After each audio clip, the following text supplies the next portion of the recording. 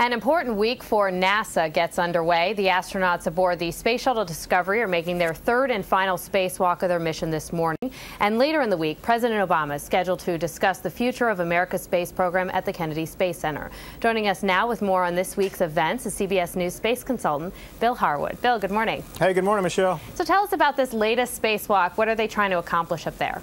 Well, you know, the goal of all three spacewalks on this mission was to install a new tank of ammonia coolant for the station. You know, we don't think about it, but all the electronics on the station generate a tremendous amount of heat, and they use ammonia to carry that heat out to big radiator panels on the back of the space station's power truss, where it's dissipated into space. So they have a 1,700-pound tank of ammonia that they've installed on the station, and then during this final spacewalk, they're going to take the depleted tank, move it back to the Shuttle Discovery's cargo bay so they can bring it back to Earth. And then they have a few other tasks on the agenda, but really, this ammonia tank swap out is the big ticket item in these spacewalks. Now, this is a big week overall for NASA because also President Obama is scheduled to talk to the group there. What is he expected to say, and how is this going to impact the program? Well, you know, the Obama administration is trying to implement a new space policy that calls for the retirement of the space shuttle at the end of this year or thereabouts, and taking that a step further, the administration wants to cancel the Bush administration's Constellation Moon program.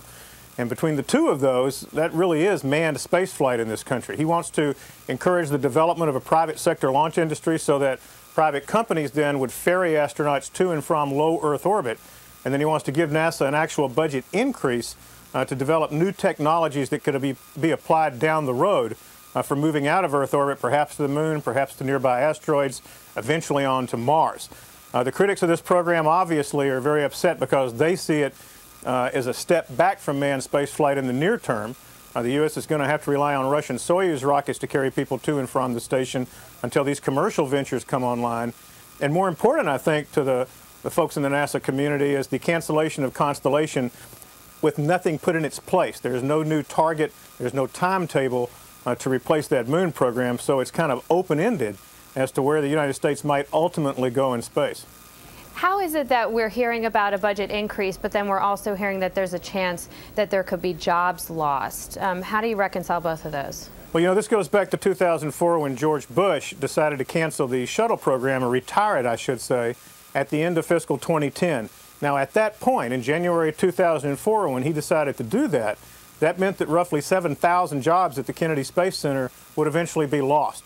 What's happened is that 2010 finally got here, and those jobs are, in fact, going to be lost with the end of Shuttle.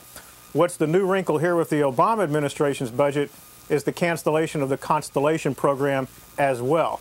At the Kennedy Space Center, that's 2,000 jobs right there, and hundreds, if not thousands more at other NASA field centers across the country. So when you throw in the loss of the shuttle, the proposed cancellation of Constellation, and indirect jobs in all these local economies, in the Kennedy Space Center alone, they're expecting something like 24,000 jobs to be lost by the end of the year. I think everybody's going to be waiting to see if he offers any sort of a compromise to the program that's already been announced. All right, CBS News space consultant Bill Harwood. Bill, thank you so much for joining us.